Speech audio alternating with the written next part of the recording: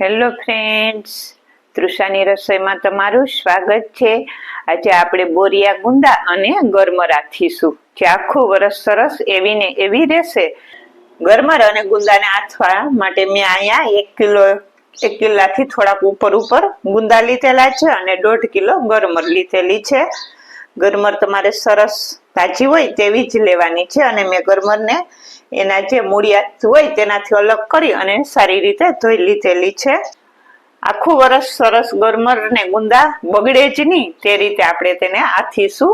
તેની રીત હું તમને બતાવીશ આથવાની કે આખું વરસ સરસ એવા ને એવા રહીએ।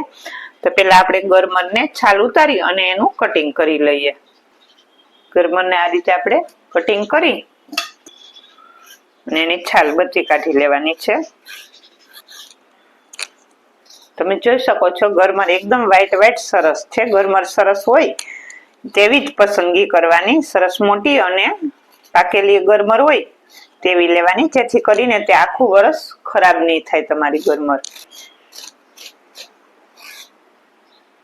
આ રીતે મસ્ત આપણે એની છાલ ઉતારી લેવાની છે અને મેં અહીંયા પાણી લીધેલું છે। આપણે પાણીની અંદર જ સીધી ગરમરને નાખી દેવાની છે। સરસ ગરમર અંદર ડૂબી જાય તે રીતે પાણી રાખવાનું છે। જો થોડી પણ ગરમર બહાર રહેશે તો તે કાળી પડી જશે અને એવું લાગે કે તમને ગરમર થોડી બહાર રહે છે તો આ રીતે એના કટ કરી લેવાના, જેથી કરીને તે પાણીમાં સરસ ડૂબેલી જ રહે। આ રીતે આપણે બટકા કરી લેવાના। હવે આ રીતે હું આની પણ છાલ ઉતારી લઉં। ગરમર છે, ગુંદા છે, જ્યારે આપણે આથીએ ત્યારે આમાં આપણે નથી કોઈ બી તેલ કે નથી બોરો કે કોઈ બી વસ્તુ ઉમેરેલી નથી હોતી। એકદમ સાદા રીતે આપણે એના પાણીમાં જ આખું વરસ રાખતા હોઈએ તો આપણે ખાવાની પણ બહુ મજા પડી જાય, કેમ કે આપણે આમાં તેલ વગરની આ વસ્તુ હોય, બધી મસાલા વગરની। આપણે એને બધી છાલ કાઢી લેવાની બહાર। આને પણ આપણે જે રીતના એને લંબાઈમાં કટિંગ કરવાના હોય તે રીતે જ આપણે એને કટ કરવાના। આપણે આવડું બટકું કરીશું તો એને આ રીતે આપણે પછી એની ચીરું કરી લેશું। જો આ રીતે કરવાની છે એટલે આપણે એને ટુકડામાં કરીએ અને ટુકડા કરીએ ત્યારે એ જ સાઈઝના કરવાના, એક જ સાઈઝના, બધા સરખા। આ રીતે હું બધી ગરમરની છાલ ઉતારીશ અને આવા નાના ટુકડા કરી લઈશ એના। તમે જોઈ શકો છો બધી ગરમર સરસ એકદમ વ્હાઈટ છે અને જ્યારે ગરમરની આપણે પસંદગી કરીએ ત્યારે સરસ પાકી ગળી હોય તેવી જ ગરમરની પસંદગી કરવાની, કેમ કે આપણે આને આખું વરસ સ્ટોરેજ કરવાની છે એટલે સરસ ગરમર હોય તેવી જ લેવાની। આ રીતે આપણે સરસ કે મસ્ત ગરમર છે આવી જ ગરમરની આપણે પસંદગી કરવાની। હવે આ ગરમરને મેં આવી રીતે કટ કરી લીધેલી છે આપણા નાના પીસમાં અને એને એકવાર ધોઈ અને એનું પાણી જે હતું તે બદલાવી નાખેલું છે અને મેં પાછું તાજું પાણી લઈ લીધું। હવે આપણે આને છે ને આ રીતે કટ કરી લેવાની છે। તમને જેવડી સાઈઝ પસંદ હોય તેવડી સાઈઝના તમે કરી શકો। આવી રીતે એની ચીરું કરી લઈશ ને પાણી આપણે આમાં કે 2-3 વાર બદલાવવું જ પડશે, કેમ કે એની પોતાની ગરમર પોતાની કાળાશ હોય, જે સાવ સફેદ થઈ જાય ત્યાં સુધી આપણે એને ધોઈ નાખવાનું ને વચ્ચે આપણે એકવાર આ છાલ ઉતારીને કટ કરી લઈએ ત્યારે પણ એકવાર ધોઈ અને એનું પાણી અલગ કરી લેવાનું ને પાછું બીજું તાજું પાણી આપણે એમાં નાખી દેવાનું। આ રીતે હું હવે બધીને આ રીતે કટ કરી લઈશ, જોઈ શકો છો। હવે મેં આ રીતે બધી ગરમર કટ કરી લીધેલી છે। હવે હું આને સરસથી 3-4 પાણીએ સરસથી ધોઈ નાખીશ, જે એનું આ કાળું પાણી દેખાય છે એ સરસ સાવ સાફ ના આવી જાય ત્યાં સુધી 4-5 પાણી એને હું ધોઈ લઈશ। હવે આની મેં 4-5 પાણીએ ધોઈ અને સરસ એકદમ ચોખ્ખી કરી લીધેલી છે। આમાં હું 2 ચમચી ભરીને હળદર ઉમેરીશ ને અહીંયા હું 3 ચમચી જેટલું નિમક ઉમેરીશ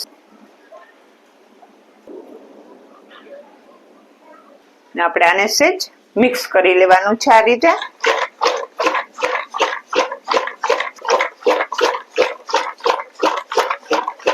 નિમક અને આપણે હળદર પાવડર બે પરબારા જ આપણે ધોઈ લઈએ, પછી પરબારા જ સાફ કરી અને પરબારા જ ઉમેરી દેવાના, નહીતર શું થશે કે ગરમર કાળી પડવા માંડશે।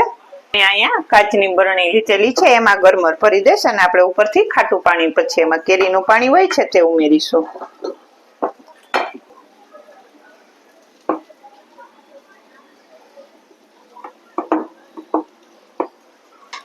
અને જે આમાં થોડુંક પાણી છે બચેલું તે પણ હું આમાં ઉમેરી દઈશ. હું આમાં થોડુંક જે બચાવેલું ખાટું પાણી હતું આપણે કેરીનું તે નાખીશ. અને કેરીનું પાણી જો તમારી પાસે ના હોય તો જે આપણે અત્યારે ખાટી કેરી આવે છે તે કેરીના ટુકડા કરી અને એ પણ આપણે આમાં ઉમેરી શકીએ. બરણીમાં ભરાઈ ગયા પછી પાછું આપણે અડધી ચમચી જેટલું હળદર પાવડર ઉમેરીશું ને 1 ચમચી જેટલું નિમક. આ રીતે કરવાથી તમારી ગરમર આખું વરસ એવી ને એવી રહેશે. અને આપણે કેરીનું પાણી થોડુંક ઉમેરેલું છે, થોડુંક હવે હું આમાં સાદું પાણી હોય તે ઉમેરીશ. અને તમારી પાસે જાજુ કેરીનું પાણી હોય તો તમે બધું ઉમેરી શકો. આ રીતે સેજ પાણીમાં ડુબાડી દેવાનું. હજી હું થોડુંક કેરીનું પાણી એમાં ઉમેરી દઈશ, જેથી કરીને એની ખટાશ સરસ એવી ને એવી રહે અને કે આપણી ગરમર આખું વરસ બગડે નહીં. તો આ ગરમર અથાઈને તૈયાર થઈ ગઈ છે.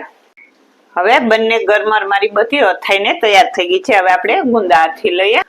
ગુંદાને તમે આ રીતે આખે આખા પણ આથી શકો અને અલગ કરીને પણ આથી શકો. હું અત્યારે આખે આખા જ આથીશ.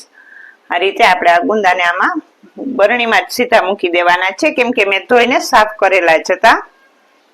કોઈ અલગ થઈ જાય એમ હોય તો તે પણ આપણે આમાં ઉમેરી દેશું. અને કોઈ નાનો ગુંદો હોય કે કોઈ ખરાબ ગુંદો હોય તો આપણે અત્યારે એને બહાર કાઢતો જવાનો. કોઈ આવો નાનો ગુંદો હોય તો આપણે એને કાઢી લેવાનો અને સુકાઈ ગયેલો ભાગ હોય તો એ બધો આપણે કાઢી લેવાનો.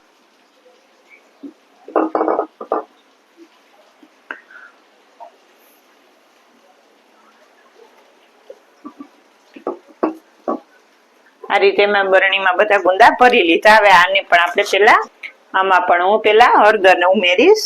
ઉપર આપણે આ રીતે છાંટી દેવાની હળદર. 2 ચમચી હળદર ઉમેરીશું. અને આમાં આખી મોટી ચમચી ભરીને 3 ચમચી ભરીને આપણે નિમક ઉમેરીશું.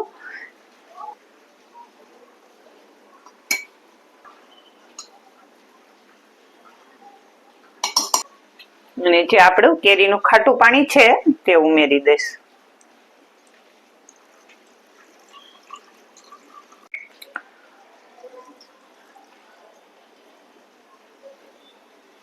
મેં અહીંયા આટલું ખાટું પાણી ઉમેરેલું છે. આમાં આપણે પણ થોડુંક સાદું પાણી ઉમેરીશું. હું આમાં થોડુંક સાદું પાણી ઉમેરીશ. આપણે ગુંદા ડૂબે એટલું પાણી નાખી દેવાનું છે. તમારી પાસે બધું ખાટું પાણી હોય તો ખાટું પાણી જ ઉમેરજો, તો સાદા પાણીની જરૂર નથી. પણ મેં ગરમરમાં અને ગુંદામાં બધામાં ઉમેરેલું છે એટલે ખાટું પાણી થોડું હતું એટલે બે મિક્સ કરી દીધા. આ રીતે બધું મિક્સ કરી દેશું બધું પાણી. તો આપણા ગુંદા પણ સરસ અથાઈ ગયા છે. ગુંદા અને ગરમર અથાઈને તૈયાર થઈ ગયું છે. કોઈ આને બોરિયા ગુંદા પણ કહે અને પાણીવાળા ગુંદા પણ કહે. આપણે પાણીવાળા ગુંદા બનીને તૈયાર થઈ ગયા છે અને સાથે ગરમર પણ બનીને તૈયાર થઈ ગઈ છે. હવે આ બધી વસ્તુને તમે આખા વર્ષ સ્ટોરેજ કરીને રાખી શકો, ગમે ત્યારે ઈચ્છા થાય ત્યારે ખાઈ શકીએ. આ બહાર બી નહીં બગડે. આપણે આને ફ્રીજમાં મૂકવાની જરૂર નથી. આ બધાને આપણે બહાર જ રાખીશું. આપણે બહાર આખું વરસ આને ખાઈ શકશું, કેમ કે આપણે આમાં ફૂલ નિમક, હળદર અને કેરીનું પાણી બંનેમાં ઉમેરેલું છે. કેરીના પાણીથી કોઈ બી વસ્તુ આખું વરસ નહીં બગડે. અને આપણે આમાં તમને ખબર જ છે કે આપણે આ વસ્તુ ખાવામાં એકદમ મજા આવે એવી છે, કેમ કે આપણે અથાણાને ખાઈએ તો તેમાં મસાલા, તેલ આ તે બધું હોય ને આમાં તો આપણે કોઈ બી વસ્તુ ના હોય, તો મજા પડી જાય તેવા પાણીવાળા ગુંદા અને ગરમર અથાઈને તૈયાર થઈ ગયા છે આખા વર્ષ માટે. આજની રેસીપી તમને સારી લાગે તો લાઈક, શેર અને સબસ્ક્રાઈબ કરજો.